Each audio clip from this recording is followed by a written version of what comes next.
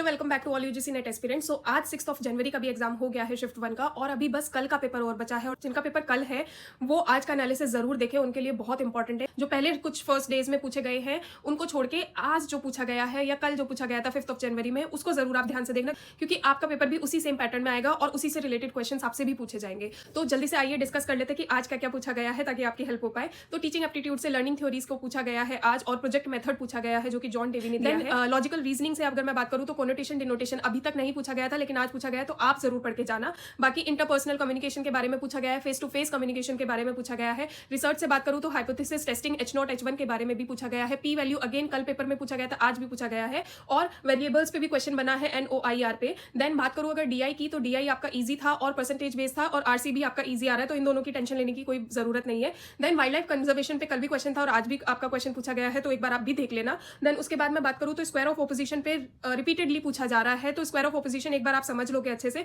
तो वो आप कभी नहीं भूल पाओगे, तो उसको भी आप जरूर देख के जाना। आज जो नया चीज पूछा गया है वो न्यूज़पेपर का ऑर्डर पूछा गया था, और यूनिवर्सिटीज की जो क्रोनोलॉजी है वो आपसे पूछी गई है हायर एजुकेशन से। पोस्ट इंडिपेंडेंस आपकी यूनिवर्सिटीज जो है उनका क्रोनोलॉजी पूछा है। देन आज PDE से आपका अगर मैं बात करूं तो नॉइस का पूछा गया है, नॉइस लेवल का, और डेसिबल्स दिए थे। देन उसके बाद मैं बात करती हूँ तो मॉडल्स ऑफ कम्युनिकेशन मैचिंग में आपका एक क्वेश्चन बना है, और इक्विवेलेंट स्टेटमेंट से भी आपके क्वेश्चन बन रहे हैं।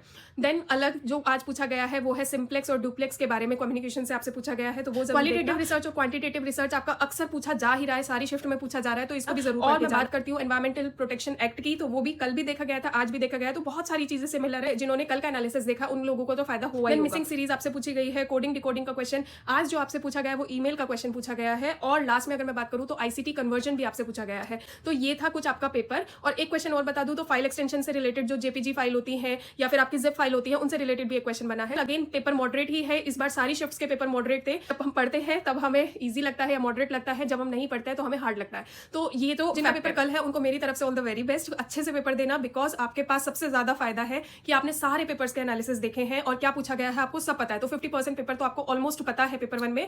बाकी पेपर 2 अच्छे से देना, टाइम को अच्छे से मैनेज करना, और कुछ भी आपका डाउट हो तो आप कमेंट कर सकते हैं, DM कर सकते हैं, मैं आपको जरूर रिप्लाई करूंगी। कल के पेपर में यही एम लेके बैठना कि आपको JRF निकालना है। अगर थोड़ी सी भी हेल्प मिली है मेरी एनालिसिस सीरीज से आपको, तो जरूर कमेंट करके मुझे बताना, मुझे अच्छा लगेगा और मोटिवेशन मिलेगी। मिलती हूँ आपसे नेक्स्ट वीडियो में और डिस्कस करेंगे कि कल क्या क्या पेपर में आपसे पूछा गया है। ठीक है, बाय बाय।